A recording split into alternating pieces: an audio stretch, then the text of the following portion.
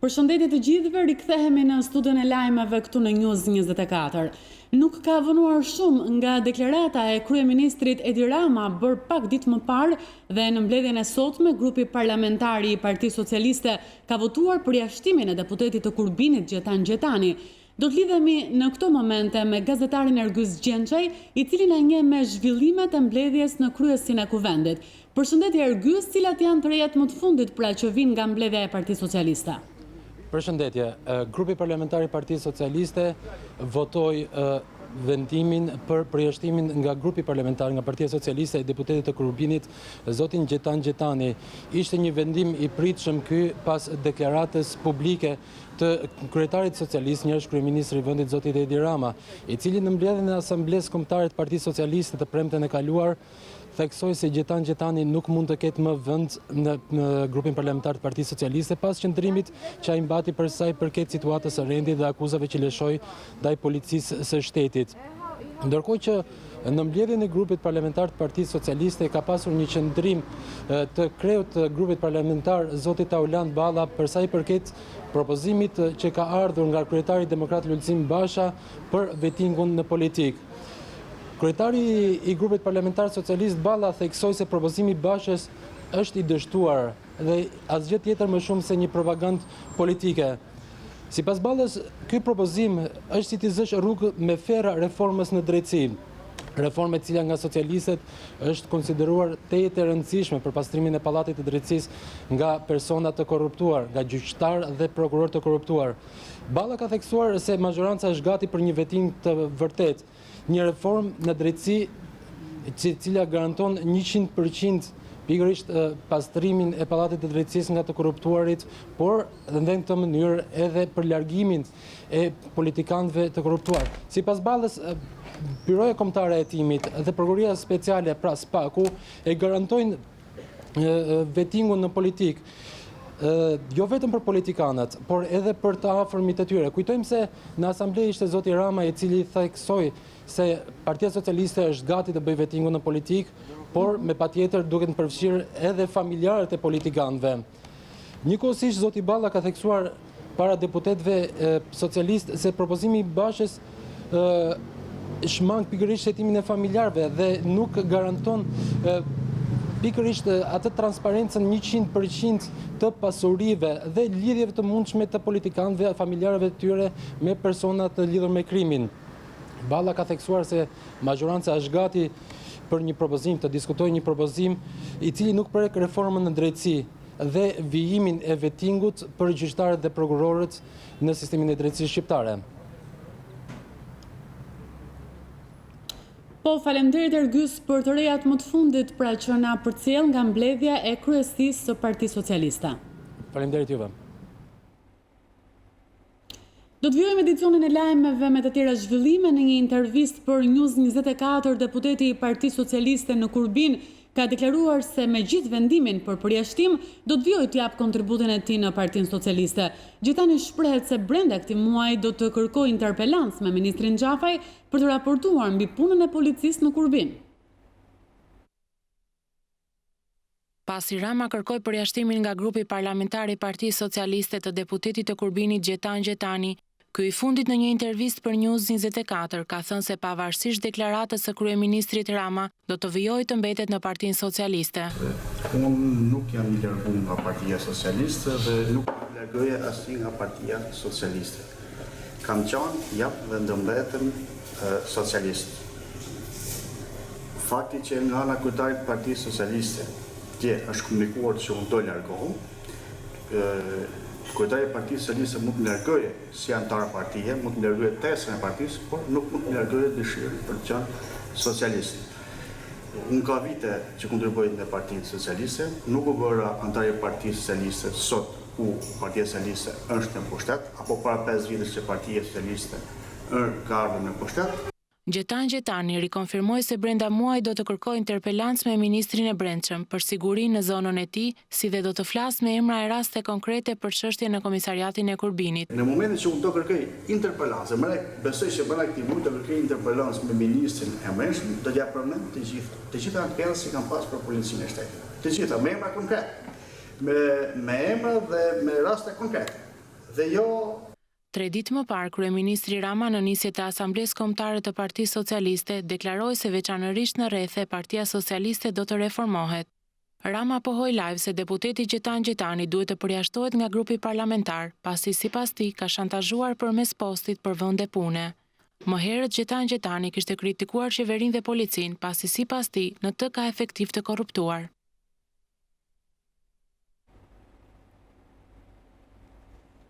Kryetari i Partisë Demokratike Lulzim Basha duket se po e kthen në kaos çështjen e vettingut në politik.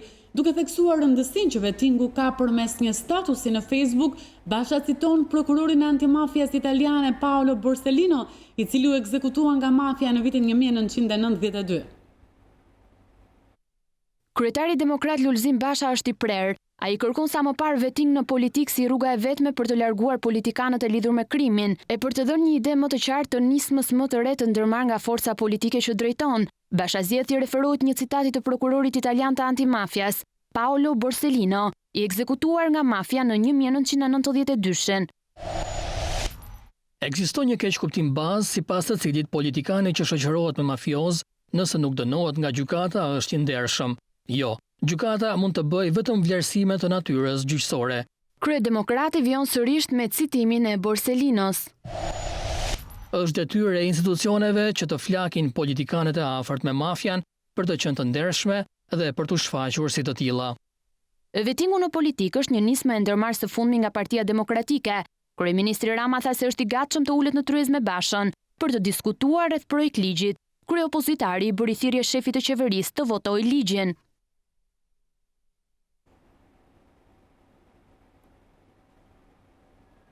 Prokurori Bujar Hoti nuk ka arritur të kalojë sitën e vettingut. Sot, Komisioni i Pavarur i Kualifikimit shkarkoi nga detyra prokurorin e apelit në Durrës pas hetimit të KPK-s, i cili është zhvilluar në 3 shtylla: deklarimi pasuror, aftësitë profesionale dhe pastërtia e figurës. Është vendosur se prokurori Hoti, që është kandidat për Këshillin e Lartë të Prokurorisë, nuk e kalon procesin e vettingut. Po sot në Komisionin e Pavarur të apelimit të zhvilluar seanca për gjyqtaren Mirela Fana, e cila nuk është paraqitur pavarësisht njoftimeve zyrtare. Gjithsesi, Komisioni Republik kërkon gjykimin në mungesë për ish-gjyqtaren e gjykatës së lartë Fana. Në fakt, Komisioni i Pavarur i Kualifikimit, pas dorëheqjes së saj nga ky post në janar të vitit 2018, ndërpreu procesin e vettingut, por ky vendim u ankimua nga Komisioni Republik, që e ka konsideruar jo të drejtë dhe kërkoi rishikimin. Sipas Komisionit Publik, Mirela Fana, që është njëkohësisht edhe anëtare e Këshillit të Emërimeve në Drejtësi, ka dhënë ndërheqjen si anëtare e gjykatës së lartë, por jo si magjistrate. Komisioneri ka raportuar përpara KPA-s se nga ana e Fanas nuk ka asnjë shprehje vullneti për heqje dorë nga statusi i magjistrates dhe as ndonjë akt që të shpreh këtë fakt. Partia Socialiste nuk humbet kohë në përgatitjet për zgjedhjet e ardhshme lokale. Në Asamblenë Kombëtare u përcaktuan kriteret e përzgjedhjes së kandidatëve për këshilltar bashkiak, ndërkohë pritet që shumë shpejt të nisë procesi llogaridhënies së kryetarëve të bashkive që drejtohen nga të zgjedhurit socialist. Rreth 9 muaj para zgjedhjeve lokale, Partia Socialiste ka nisur procesin e përzgjedhjes së kandidatëve me të cilët do të përfaqësohet. Asambleja Kombëtare Socialiste miratoi kriteret për anëtarë të këshillave bashkiak. Ndër 6 kriteret e përcaktuara, kandidatët duhet të kenë integritet moral dhe kurajo civile për të luftuar korrupsionin, abuzimet me pushtetin dhe shkeljet e ligjit. Po ashtu kandidatët duhet të kenë kontribut në angazhimin politik. Sipas kritereve të përcaktuara, lista e kandidatëve për këshilltar të Partisë Socialiste duhet të ketë përfaqësim të gjitha kategorive sociale. Në raportin e publikuar në Asamblenë Kombëtare Socialiste, u paraqiten analiza dhe vlerësime të detajuara për punën e çdo bashkie që drejtohet nga të zgjedhurit socialist. Raporti specifikonte punën e secilës bashki, përsa i përket numrit të punonjësve, mbledhjes së taksave, furnizimit me ujë, investimet e kryera, si dhe mbështetja ndaj sektorit të bujqësisë. E bazuar në rezultatet e këtyre kritereve, kryetari socialist Edi Rama paralajmëroi se të gjithë kryebashkiakët që nuk kanë plotësuar asnjë kriter dhe përpasoj do të vlerësohen me notën 0, kanë shumë pak mundësi të rikandidohen si përfaqësues të Partisë Socialiste në zgjedhjet e 2019-s. Të gjithë kryebashkiakët, theksoi kryesocialisti, duhet të nisin një proces llogaridhënie me qytetarët, sikundër ka zhvilluar ekzekutivi dhe të gjithë deputetët socialist. Duke konsideruar si imperativ nisjen sa më shpejt të këtij procesi, Rama tha se nuk ka asgjë më të rëndësishme në këtë moment se të qëndrohet pranë qytetarëve. Partia Demokratike bën përgjegjëse Ministrinë e Shëndetësisë për mungesën e ilaçeve, ndërkohë më njoftojnë nga regjia se nga selia e Partisë Demokratike do të ndiqni menjëherë deklaratën e deputetit Luan Baçi.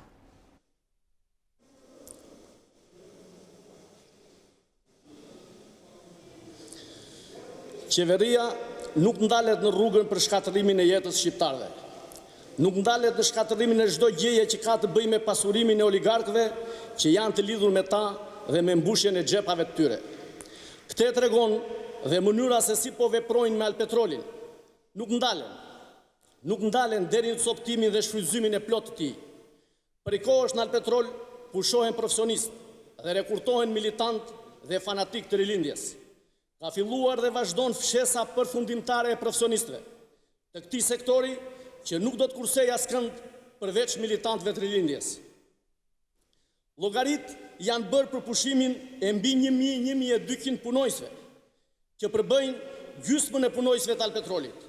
Deri tani janë pushuar mbi 600 punonjës dhe njëkohësisht ç'është më e keqja, po merren të tjerë në punë, individ pa kurfar lidhje me Alpetrolin, por vetëm se janë pjesëtar të rilindjes dhe drejtues të strukturave të tyre. Naftëtarët e kanë filluar të kuptojnë se ardhmja e Alpetrolit është mbyllja e plotë e tij. Naftëtarët prej kohësh kërkojnë statusin e veçantë të tyre, por kërkesat e tyre bien gjithmonë në vesh të shurdhë. Nga 2200 naftëtar, vetëm 600 prej tyre kanë aplikuar për marrjen e këtij statusi, ndërsa naftëtarët pensionistë janë dorëzuar zhgënjimit, pasi asnjë sakrificë e tyre nuk u njoh prej rilindjes. Naftëtarët e kanë kuptuar se çfarë do ndodh. Ata që kanë punuar prej vitesh po flaken në rrugë, me arsyeën e vetme, nuk i shërbejnë rilindjes që është në pushtet. Askush në qeveri nuk jep shpjegime. Pse nuk është ngritur Instituti Shkencor Hidrokarbur i miratuar me ligj në vitin 2017, si autoriteti tekniko-shkencor, oponent dhe autentik këshillimor për shtetin shqiptar. Ai, sipas ligjit, duhet të ishte ngritur në muajin shtator 2017. Në fakt, nuk është ngritur akoma. Interesat të ulta e qeveritarëve po bëjnë presion që ky autoritet të mos ngrihet në qarkun e Fierit, ku janë vendburimet e naftës, por të jenë në Tiranë për të kontrolluar sipas interesave të qeveritarëve. Gjithkush e di, në malin e Dajtit nuk ka asnjë vendburim nafte. Ministria e Infrastrukturës, e Energjisë nuk ushtron përgjegjësitë e saj, por vetëm hesht dhe qëndron indiferente. Rilindja ka vetëm një plan për Alpetrolin: përdorimin politik të kësaj ndërmarrje shtetërore për të siguruar sa më shumë fitime për xhepat e veta dhe varfëri ekstreme për popullin që ajo qeveris. Plani i rilindjes injoron haptazi interesin publik, vlerën ekonomike të kësaj ndërmarrje shtetërore, ringritjen e saj, peshën që ajo mban tek buxheti i shtetit. Faleminderit. Ka përfunduar deklarata e deputetit Baçi nga selia e Partisë Demokratike. Rikthehemi në studio me të tjera zhvillime. Partia Demokratike bën përgjegjëse Ministrinë e Shëndetësisë për mungesën e ilaçeve për pacientët me hemofili në qendrën spitalore në Tiranë. Në emër të opozitës, deputeti Aurelia Pampuri deklaroi se drejtuesja e Ministrisë së Shëndetësisë hesht, ndërkohë që rrezikohet jeta e të paktën 300 të sëmurëve. Sa kaq në një reagim, drejtoria e qendrës spitalore thotë se nuk ka asgjë të vërtetë për mungesën e ilaçeve për kurimin e hemofilisë. Opozita akuzon qeverinë Rama për braktisje të qytetarëve. Në deklaratën për mediat, deputeti Aurelia Pampuri tha se një fakt i tillë vlen për të sëmurët me hemofili, jeta e të cilëve varet nga faktorët e mpiksjes së gjakut. Në këtë situatë, ku luhet me jetën e të paktën 300 pacientëve me hemofili, Ministria e Shëndetësisë hesht dhe nuk shpjegon pse QSUT nuk blen faktorë të mjaftueshëm për trajtimin normal të sëmurëve. Ata nuk mund ta blejnë dot vetë faktorin, i cili kushton nga 1.200.000 deri në 2 milion lekë të vjetra. Ligjvënësia demokrate thekson se nëse qeveria nuk do të shpenzonte për luks, ilaçi për hemofilikët nuk do të mungonte asnjëherë. Vetëm në 8 muaj, qeveria Rama ka harxuar 6 milion euro për të bërë zyrat e veta të rehatshme dhe luksoze. ndërsa qindra pacient me hemofili rrezikojnë të invalidizohen nga mungesa e faktorit. Këto para që abuzohen me tendera të tjerë korruptiv nga Ministria e Shëndetësisë mjaftojnë për të blerë faktorët për pacientën hemofilik dhe për të krijuar atyre kushtet të kurohen në qytetet ku banojnë, pa që nevoja të torturohen disa herë në muaj duke udhëtuar për në Tiranë. Por drejtoria e qendrës spitalore universitare Nën Tereza, në reagimin ndaj deklaratës së deputetes Pampuri, thekson se nuk ka asnjë të vërtetë lidhur me mungesat e ilaçeve faktor 7, 8 dhe 9, të cilat shërbejnë për mpiksin e gjakut tek të sëmurët me hemofili.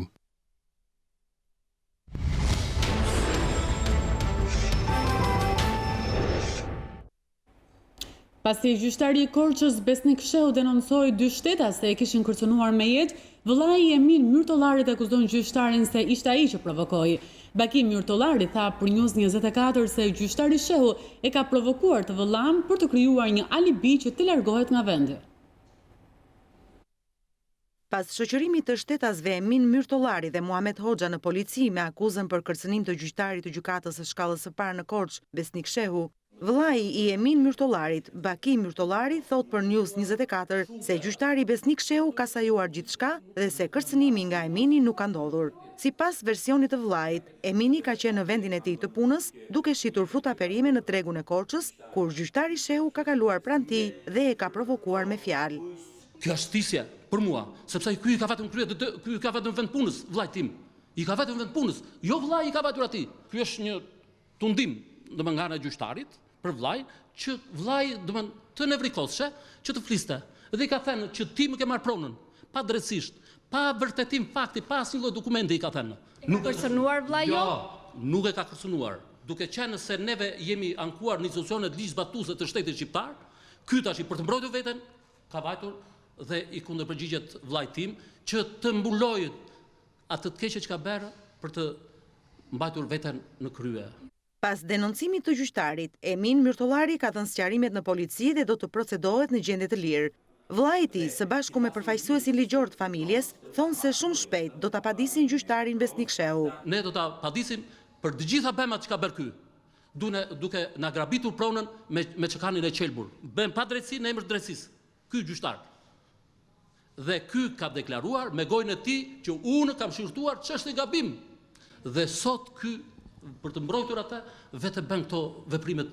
Neve do bëjmë siç e ka procedura ligjore, kallëzimi në prokurori për këto qëndrime antiligjore të gjyqtarit të çështjes, i cili ka bërë veprimtari të ndërgjegjshme antiligjore për t'i grabitur tokën klientëve të mi dhe mbështetur në akpadi të rreme, në plan vendosje të rreme dhe tani kërkon alibi që të largohet jashtë shtetit sepse gjoja është i kanosur. Nuk i ka vajtur klienti im këtij, siç thot ky, tek dere shtëpisë tia, po gjitha janë e kundërta. Ka vajtur ky atje dhe e ka provokuar. Këto gjëra neve do t'ja kalojmë prokurorisë, ajo të bëjë një hetim të plot.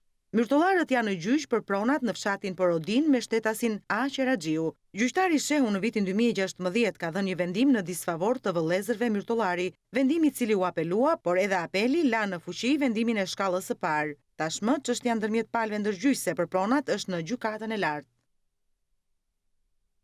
Gjykata e Korçës caktoi masën e sigurisë arrest me burg për juristin e hipotekës së Korçës. Mbi Elvis Gjatër nëndon akuza e mashtrimit të kryer në bashkëpunim, pasi ky i fundit i mori një shumë prej 8.000 eurosh, një gruaje nga Librazhdi, lidhur me një çështje gjyqësore. Mësohet se veprën penale Gjata e kishte kryer para se të emërohej në hipotekën e Korçës, çfarë le të kuptohet se kjo çështje nuk ka të bëjë me pozicionin e tij shtetëror. Arrestimi i tij erdhi pas denoncimit të rastit në prokurorinë e Korçës nga personat e dëmtuar. Pas një konflikti me ish-dhëndrin e tij, 54 vjeçari Nizami Bezati e ka goditur atë disa herë me stopat, duke e plagosur rënd. Ngjarja ndodhi në fshatin Kamenic të Korçës mbrëmjen e së dielës. Shkaki i konfliktit dyshohet prishja e lidhjes me vajzën e autorit dhe problemet e lindura pas ndarjes. 25 vjeçari i plagosur rënd ka marrë ndihmën e parë në Spitalin Rajonal të Korçës e më pas është transportuar për në Tiranë. Sipas mjekëve, 25 vjeçari i goditur nga ish vjerri ka marrë dëmtime në kokë dhe në qafë, ndërkohë policia ka shoqëruar 52 vjeçarin Bezati në komisariatin e Korçës. Një person i moshës 60-70 vjeçare është gjetur i pajet në fshatin Gjoç në Kavaj. Trupi i gjetur në një kanal gjatë mesditës së djeshme ende nuk është identifikuar. Sipas policisë, në trupin e gjinis mashkull nga kqyrja paraprake nuk janë konstatuar shenja dhuna apo dëmtime. Policia i drejtohet qytetarëve që të telefonojnë në numrin 112 për të ndihmuar në identifikimin e trupit të pajet. Në momentin që u gjet, ai kishte veshur një këmishë me mëngë të shkurtra ngjyrë të bardhë me vija blu dhe të kuqe, si dhe pantallona ngjyrë blu të errët. Pohetohet gjithashtu për të zbuluar shkaqet e vdekjes së tij. Një grabitje me armë ka ndodhur në sektorin e minierës së Munellës në Puk. Persona ende të pa identifikuar kanë kërcënuar me armë rojen e objektit e më pas kanë grabitur kablot elektrik. Sipas punonjësve të minierës, të cilët kanë njoftuar menjëherë policinë, grabitjet e maskuar janë larguar me shpejtësi në drejtim të Qafëbarit, ndërkaq koncesionari ka kërkuar marrjen e masave për identifikimin dhe kapjen e autorëve të grabitjes. Ndërkaq koncesionari turk pritet të mbledh bordin dhe të mbyll aktivitetin deri në zbardhjen e plotë të ngjarjes. 3 persona kanë mbetur të lënduar si pasojë një aksidenti të shënuar në Bilisht. Një mjet tip Benz ka humbur kontrollin dhe ka dalë nga rruga. Nuk dihen shkaqet e aksidentit, ndërsa policia prangosi drejtuesin e mjetit pasi dyshohet se shpejtësia te normave të lejuara shkaktoi daljen nga rruga. Një prej të lënduarve u transportua në Tiranë për mjekim më të specializuar, ndërsa ditën e djeshme 2 aksidente të tjera u shënuan në rrugët e vendit. Aksidenti i parë ndodhi në aksin Elbasan, tuneli i Krabës në vendin e quajtur Mamël. Një mjet i drejtuar nga një shtetas polak u përmbys në mes të rrugës duke dëmtuar pasagjerët.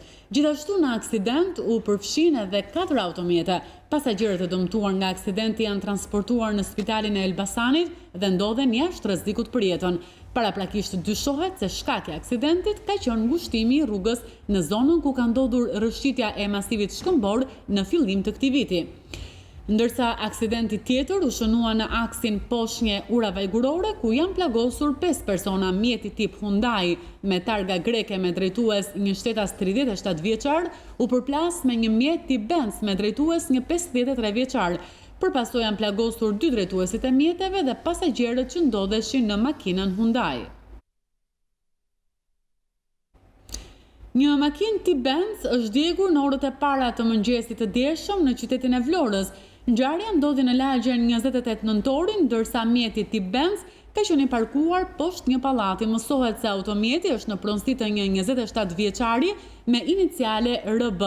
Menjëherë sapo është konstatuar zjarri, ekipet e zjarrfikses kanë mbërritur në vend ngjarje dhe kanë neutralizuar flakët, pavarësisht se mjeti ishte shkrumbuar pothuajse plotësisht.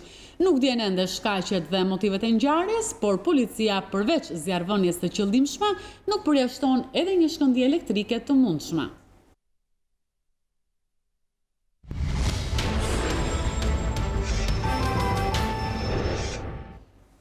Presidenti i Serbisë Aleksandar Vučić deklaroi në Mitrovic se Beogradi nuk do ta njohë pavarësinë e Kosovës. I javëve të fundit kemi dëgjuar se ne do ta njohim pavarësinë e Kosovës, por mund t'ua them se kjo është një gënjeshtër e hapur, kjo nuk do të ndodhë, ka thënë presidenti serb. Vučić është zotuar për kompromis, por ka theksuar se këtë nuk do ta bëjë në këmbim të drejtave të serbëve në Kosovë. Gjatë fjalimit në Mitrovic, Vučić u ka bërë thirrje qytetarëve serb që të luftojnë për të drejtat e tyre në Kosovë. Askush nuk do të na poshtëroj, le të më quajnë tradhtar, unë nuk punoj kundër vendit tim, ka deklaruar ai. Vučić ka folur edhe për kufit duke mohuar se është dakord për ndryshimin e tyre. Kur thonë se dua të ndryshoj kufirin, nuk po thonë të vërtetën, është shprehur Vučić. Presidenti serb theksoi se Serbia po bëhet çdo ditë më e madhe dhe se Beogradi nuk ka pasur kurrë më shumë mbështetje se në këto momente dhe për këtë ka falendëruar Rusin. U Gračanicu, u Štrpcu idemo sa novim vrtićima, idemo sa vodom.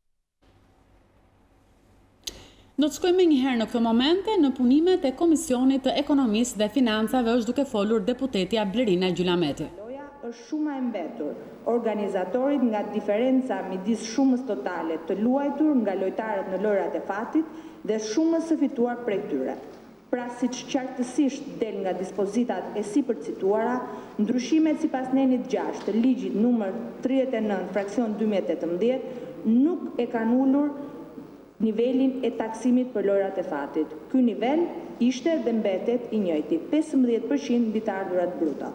Në referencë të neneve të sipërcituara të ligjit për lojrat e fatit, u shtua në dhjetor të vitit të shkuar paragrafin në pikën 7 të nenit 38 me këtë përmbajtje. Të ardhurat e organizatorëve të lojrave të fatit tatohen me tarifën tatimore mbi të ardhurat bruto, sipas kuptimit dhe përcaktimit në ligjet respektive të fushës, ligjit numër 155 fraksion 2015 për lojrat e fatit në Republikën e Shqipërisë të ndryshuar dhe ligjit numër 95 fraksion 2013 për miratimin e marrëveshjes së licencës për llotarinë amerikane ndërmjet Ministrisë Financave si autoriteti autorizuar dhe shoqërisë Osterish Loterian GmbH nëpërmjet shoqërisë OLG Project SHPK.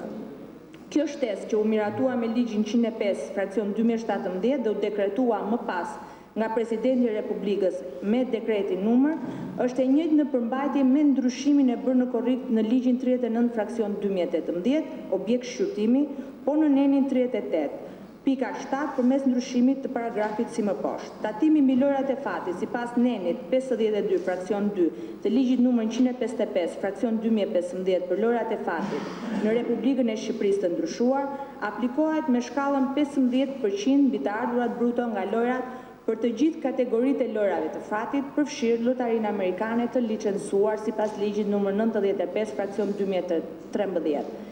E ardhura bruto nga loja është shuma e mbetur e organizatorit nga diferenca midis shumës totale të luajtur nga lojtarët në lojrat e fatit dhe shumës totale të fituar prej tyre.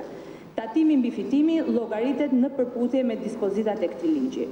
Qëllimi për unifikimin dhe saktësimin e parashikimeve të fundit të kësaj dispozite të bërë me paketën fiskale 2018 në funksion të aplikimit korrekt dhe shmangjes së interpretimeve gjatë zbatimit të saj është evidentuar në relacionin shoqërues të projekt ligji dhe ka qenë gjithashtu objekt i diskutimit edhe në Komisionin për Ekonominë dhe Financat.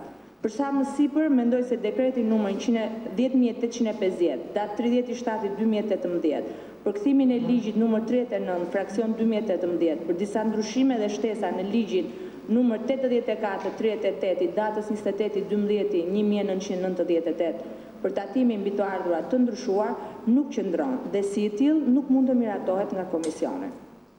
Faleminderit. Faleminderit zona Gjylameti. Zoti ministër, ju do të paraqisni qëndrimin e qeverisë lidhur me dekretin e presidentit?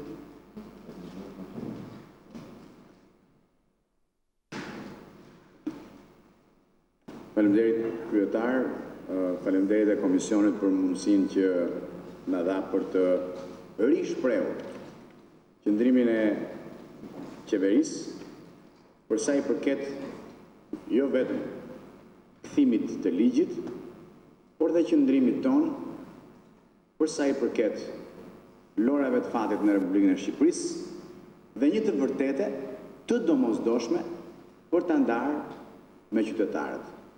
Është bërë rëndom trend që gjithkush, gjithollogët të ditur dhe të paditur jashtë ryezave teknike apo politike të gjykojnë për çdo gjë dhe kuptohet që lojrat e fatit janë një nën sektor sensitiv dhe gjithkush gjen mundësinë për të ndarë në mënyrë populiste apo jo me publikun emocionet e veta të ngjyrosura. Ajo që unë do them këtu e para është që qëndrimi i majorancës dhe qëndrimi i qeverisë është i prerë për sa i përket lojrave të fatit dhe do ta verifikoj më poshtë me fakte dhe me aksione. Pikë së pari, në sqarim të opinionit publik, sepse ju jeni të mirë informuar, unë e dëgjova me vëmendje dhe relatore, jeni të mirë informuar çka ka bërë qeveria. Për qytetarët dua t'i them që nuk ka asnjë ndryshim në ligjin e lojrave të fatit. Është propagandë. Nuk ka asnjë ndryshim. Ajo që kemi bërë në ndryshimet që bëm në ligjin e të ardhurave është dy elementë. Elementi parë, kemi bazuar, kemi unifikuar standardin. Pra, për të sqaruar qytetarët dhe të gjithë gjithollogët, praktikisht ajo që kemi bërë është mënyra se si definohet baza e taksimit në këto lojra fati, ka pasur një përjashtim. Llotarinë kombëtare. Pra, të gjitha taksoheshin një lloj, llotaria kombëtare taksoi ndryshe. Dhe të gjitha taksoheshin nga 15%, llotaria kombëtare taksoi 10%. Atëherë, çfarë bëm ne si qeveri? Ne thamë, ne do aplikojmë të njëjtin standard për këtë kompani që është bërë me ligj në kohën e Saliut, si koncesion, si licencë, dhe do i afrojmë të njëjta standarde siç takson gjitha kompanitë në Republikën e Shqipërisë. Dhe çfarë thotë? Saliu është Sali Berisha, apo? Sali Berisha. Okay. Një salika që ka shkatruar Shqipërinë, ka dy, të tjerat e kanë dëmet e vogla. Neni 52 i ligjit për lojrat e fatit, që nuk e prekën fare, thotë, të ardhurat bruto nga loja për të gjitha kategoritë e lojrave të fatit tatohen me 15%, përveç rasteve të parashikuara ndryshe me ligj të veçantë. Për qytetarët, cili është ligji i veçantë? Ligji i veçantë është llotaria kombëtare, e bërë në kohën e Sali Berishës, ku llotaria kombëtare taksoi 10%. Pra, jemi duke folur për të njëjtin definicion që e marrim nga gjithë sektori, e aplikojmë dhe për një kompani që ishte trajtuar ndryshe. Dhe ja rrisim taksën nga 10% në 15%. Boloria e llafeve ja ulën taksën, është një gënjeshtër për të fshehur pas gishtit e atyre që e kanë bërë këtë propagandë. Dhe në të njëjtën kohë, neni 4 i ligjit që nuk ka ndryshuar, thotë, të ardhurat bruto nga loja. Ky është neni i ligjit të lojrave të fatit që nuk ka ndryshuar, që nuk është prekur, pra një definicion i vendosur në vitin 2015. Ku thotë, të ardhurat bruto nga loja është shuma e mbetur e organizatorit nga diferenca midis shumës totale të luajtur nga lojtarët në lojrat e fatit dhe shumës së fituar prej tyre. Tani çfarë bëjmë ne? Edhe jam shumë i lumtur që kemi mundësi ta shpalosim para shqiptarëve, sepse ky komision është i mirë informuar dhe me një qëndrim shumë të shëndetshëm ndaj kësaj. Ne themi, tatimi mbi lojrat e fatit sipas nenit 52.2, pra është kjo që ju referova, të lojrave të fatit, pra, për lojrat e fatit e Republikës së Shqipërisë të ndryshuar, aplikohet në shkallën 15%, pra jo më në 10%, por 15% e rritur pra se. Besoj që 77-42 dhjeta këtu nuk është më e madhe se 5 metra. Nuk besoj që ka në kuptueshmëri andej që 5 metra është më e vogël se 10.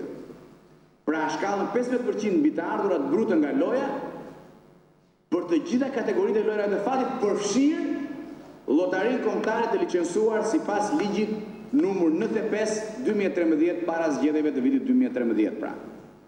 E ardhura bruto nga loja është shuma e mbetur e organizatorit nga diferenca midis shumës totale të luajtur nga lojtarët në lojrat e fatit dhe shumës së fituar prej tyre. Motamo e njëjta gjë ja ku është për qytetarët. Definicioni i ligjit të 2015-s i importuar pa asnjë diferencë në ligjin për të ardhurat. Kjo sqaron çfarë qëndrimi ka kjo qeveri dhe çfarë qëndrimi kanë gjitologët. Për sa i përket dekretit, unë besoj që ata që kanë këshilluar presidentin e kanë këshilluar gabim. E kanë këshilluar gabim, sepse po të lexosh ato që thot presidenti, pra çka që thot presidenti. Për sa më sipër thot, nga shqyrtimi i ligjit 39/2018 konstatohet se vetëm një dispozitë e tij, më konkretisht neni 6 i ligjit, pra i ligjit që ju referova, paraqet një problematik thot presidenti të theksuar pasi parashikimet e tij realizojnë uljen e barës fiskale për bizneset që operojnë sot në gjitha kategoritë e lojrave të fatit. Gjë që nuk është e vërtetë, përkundrazi, pra dikush që e ka këshilluar natyrshëm, e ka këshilluar gabim, e ka këshilluar me qëllim, e ka këshilluar pa dashje për shkak të padijes, e ka këshilluar teknik, e ka këshilluar politikan. Ky është një diskutim për te kësaj tryeze, por ajo që bën ligji është rrit ngarkesën fiskale për atë kompani që ishte e përjashtuar nga definicioni standard dhe nga taksimi prej 15%.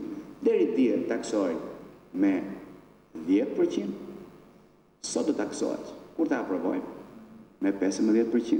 E vetmja gjë që bëri dekreti është shtyu taksimin me 15%, pra la edhe ca muaj një taksim prej 10%, këtë bëri dekreti, dhe ne, me rëzimin e dekretit, do lejojmë hyrje në fuqi të 15% pra të taksimit të ri mbi këtë kompani. Thënë kjo është një moment shumë i mirë për të mbajtur qëndrim të drejt për drejt mbi të gjithë këtë nën sektor. Tani, tu kam disa shifra për të ndarë një mirë të historinë e polorisë të gjitologëve edhe të gënjeshtrës politike, se çfarë ka bërë njëra parti dhe çfarë ka bërë tjetra parti. Çfarë ka bërë njëra qeveri dhe çfarë ka bërë tjetra qeveri. Edhe po ja u them në retrospektiv. Në 2005-ën ka qenë të ardhur personale 23% të lojtarëve dhe 20% e ka lënë Fatos Nano. Sali Berisha e çoi 10%, e përgjysmoi ngarkesën fiskale për lojrat e fatit.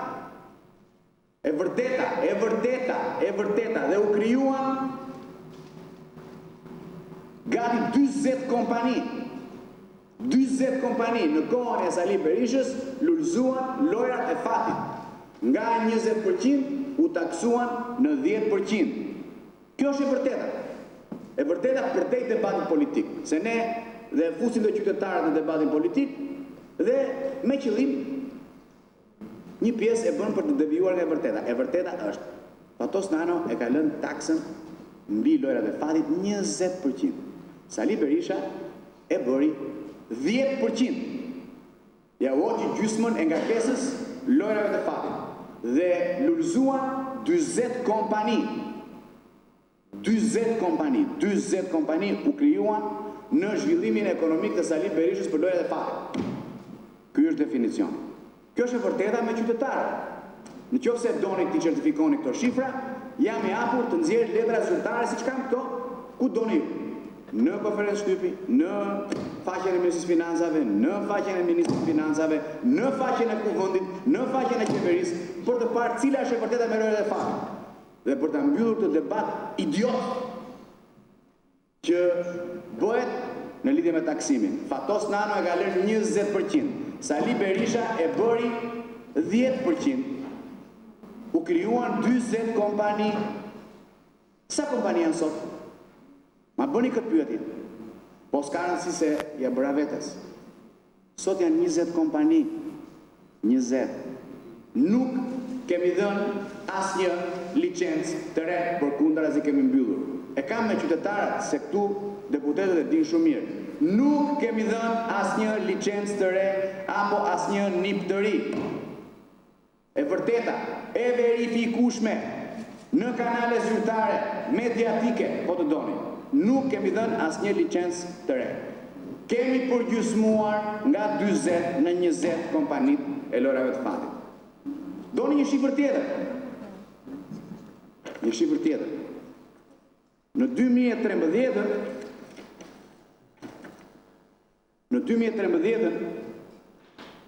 nga lojrat e fatit gjithsej mblidheshin 3.7 miliard lekë. Do t'ju lutesha, edhe juve si antar parlamentit, ta fiksojmë të shifër. Pra, për ta thjeshtuar 37 milion dollar mblidheshin. Pra, ditën që Sali Berisha ka lënë zyrën, mblidhte 37 milion dollar nga lojrat e fatit. Sot, mblidhen 5.466 miliard lekë, që do të thotë, po ta marrin për të thjeshtuar, 54 milion dollar. 54 milion dollar. Janë më pak kompani se sa nga zhvillimi ekonomik i lojrave të fatit të Saliut dhe mblidhen gati 45% më shumë. 1.8 miliard lekë, gati 18 milion dollar më shumë se sa mblidhej në zhvillimin ekonomik të lojrave të fatit të Sali Berishës. Kjo është e vërteta e lojrave të fatit. Kjo është e vërteta e lojrave të fatit. Dhe po ju tregoj dhe taksimin, se si ka ndryshuar taksimi. E para dhe mbi të gjitha, ne ushtrojmë 15% tatim mbi lojën e fatit, me atë definicion të standardizuar tashmë. Pastaj, 15% për fitusin, për lojtarin. Pastaj, 15% tatim fitimi korporativ, mbi kompaninë. Pastaj, 5% për çështjet e mira, që i themi. Pra 5% shkojnë për çështjet e mira. Pra, e kuptoni që ne këtë sektore kemi trajtuar me shumë kujdes duke i arritur ngarkesën fiskale dhe duke e kufizuar në ligj dhe do vite ky moment. Tani, po vim në një moment shumë interesant të zbatimit të ligjit. 1 janari 2019. Dua që ta deklaroj për qytetarët, sepse deputetët e dinë shumë mirë, e kemi diskutuar në vazhdimsi, nuk do të ketë shtyrje të ligjit përsa i përket largimit të kazinove elektronike nga qytetet. Në 1 janar nuk do të ketë më në qytet kazino elektronike. Do të largohen nga qyteti dhe këtë vendim e ka marrë kjo maggiorancë. E ka marrë kjo maggiorancë. E ka marrë maggioranca e Partisë Socialiste të Shqipërisë. Qeveria e Partisë Socialiste të Shqipërisë. Ajo e ka marrë këtë vendim. Në 1 janar dua ta ndaj me qytetarët, ta ndaj dhe me kompanitë, ta ndaj dhe me ju. Nuk do të ketë më kazino elektronike në qytete. Në bazë të ligjit, kazinot elektronike do largohen në zona ku me ligj do të lejohet ky aktivitet që nuk ka lidhje me zonat e urbanizuara. Që nuk ka lidhje me zonat e urbanizuara, largohen nga qytetet. E dyta, në bazë po të definicionit të ligjit, do të ushtrohen klauzolat e rrallimit të zyrave të basteve. 1 në 200 metra. Jo në 1 në 10 metra, 1 në 15 metra, 1 në 30 metra. Jo, 1 në 200 metra. Qa sfide kemi me këtë sektor? Pa tjetër që kemi sfida të rëndësishme. Të pa adresuara kur. Ja u tregova zhvillimin ekonomik të lojrave të fatit në kohë të Sali Berishës. 40 kompani, gjysma e taksës, nga 20% në 10%. Fush me lule për ata që merreshin me lojra fati. Tani, rregullat janë të vendosura me maturi, me vendosmëri dhe sfidën e kemi të zbatojmë të gjitha agjensitë ligj zbatuese, këtu po flas qoftë njësinë e monitorimit të lojrave të fatit, qoftë policinë e shtetit, apo institucionet të tjera pastrimi paras, dhe të gjitha institucionet që, apo krimi ekonomik, të gjitha institucionet që merren me evazionin, me luftën kundër pastrimit paras, me frenimin e këtyre fenomeneve, do të jenë të angazhuara për të zbatuar pik për pik ato klauzola të këtij ligji. Pra, çfarë bëm ne deri më sot? Ne, nga ana procedurale, kemi filluar një fushat pastrimi të zonave urbane, që në 1 janar të 2019-s bëhet realitet, me gjithë shtyrjen e disa viteve më parë. E dyta, unifikuam dhe ritëm taksimin. E treta, kemi reduktuar numrin e kompanive, nuk kemi dhënë asnjë leje. Të dashur qytetar, asnjë leje, që nga 2015 nuk është dhënë asnjë leje, asnjë leje, zero. Asnjë leje nuk është dhënë. Që të jetë firmosur, 1 leje për lojrat e fatit. Zero. Nga 40 kanë shkuar 20 kompani. Nuk i kemi riportërir as niptet që për shkak të xhirove të tyre në rënje në disa vende t'ja riportërisnim në një vend tjetër. Jo, as këtë se kemi bërë. As këtë, e kemi ndaluar dhe këtë. Pra një nip që ngordh ekonomikisht në Berak nuk riportërihet në Tiranë. As këtë se kemi bërë. Pra, 0 leje. Dhe kjo është një luftë e hapur, po pse e kemi bërë këtë? Lojrat e fatit, mirë referohet kryetari i komisionit, u bën gabim në të njëshin, tani detyra është që ti kufizojmë me reduktor. Do ishte ideale që atë ditë të kishin filluar një komplet përqasje të re me lojrat e fatit, por ja ku është momenti ku përballen dy botë. Dhe debati politik për lojrat e fatit këtu qartësohet. Unë shpresoj me qytetarët që sot të kemi qartësuar çfarë ka bërë një forcë politike dhe çfarë ka bërë një forcë tjetër politike. Të vërteta me shifra, të vërteta me nene e me ligje, e të vërteta me fakte e me qëndrime politike nëse doni.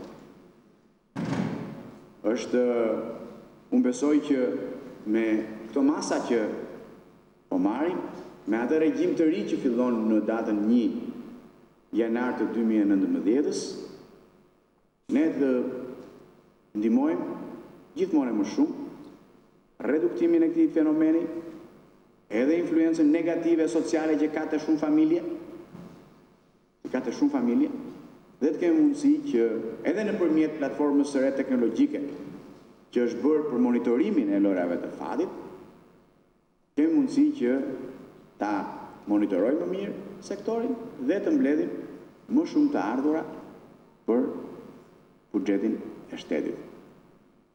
Unë këtu po e mbyll nëse ka ndonjë pyetje, do them që jemi duke bërë gjën e dur, kemi nevojë të bëjmë shumë më shumë kundër përhapjes së këtij fenomeni, ato që po bëjmë duke filluar me këto ndryshime dhe me ato procedura në 1 janar, shkojmë në kaun e duhur, kemi nevojë të mbështetemi dhe nga qytetarët, patjetër agjencitë ligjzbatuese kanë detyra shumë të rëndësishme kundër evazionit, kundër pastrimit parave, kundër prapë të fenomenit, por kemi nevojë që dhe qytetarët të na mbështesin dhe ndihmojnë, e ndërkohë largimi nga qendrat urbane, unë besoj personalisht, do ta reduktoj fenomenin si një problem shoqëror për shumë familje. Faleminderit. Faleminderit, zoti ministër, ka pyetje? Ordoni, zonja Kushi. Faleminderit zoti ministër për prezencën tuaj dhe për të gjitha sqarimet dhe statistikat që i ofruat komisionit, po dhe opinionit publik. Unë fakt kisha përgatitur shumë pyetje, po pjesa më e madhe e tyre morën përgjigje gjatë fjalës tuaj, kështu që jemi shumë të qartë. në lidhje edhe me ligjin për tatimin mbi të ardhurat të ndryshuar dhe me ligjin mbi lojrat e fatit, me përgjigjet ndaj dekretit presidentit, kështu që unë do fokusohem vetëm në 2 pika. E para, jemi të gjithë dakord që sektori i lojrave të fatit është një sektor shumë delikat, që ndër vite ka pasur problematika të mëdha sociale, duke filluar që nga dhuna në familje, konfliktet në familje, divorcet e kështu me radhë. Për këtë arsye unë desha të di një gjë në lidhje me informalitetin. Ju e shpjeguat shumë mirë që është ulur ndjeshëm numri i subjekteve të lojrave të fatit. A mendoni ju që është luftuar plotësisht informaliteti? A kemi sot që flasim subjekte që mund të operojnë në të zezë? Sepse situata që ne gjetëm ishte e tillë që në çdo cep pallati, në çdo cep lagje kishte një pik subjekt të lojrave të fatit. U ndërmor një fushat që në fillim, një fushat shumë e thellë që përfshiu gjithë Shqipërinë. Sot që flasim, a ka akoma apo jo? Dhe e dyta, meqense në janar të vitit që vjen fillon zbatimi i ligjit në të gjitha pikat e tij. Kam fjalën për ligjin për lojrat e fatit. A do të ketë vështirësi zbatimi i këtij ligjit? Sepse për shembull ju e përmendët që një nga pikat e këtij ligji është që në çdo 200 metra do të ketë një subjekt, një pikë. Do të shkojmë në publicitet në këtë momente.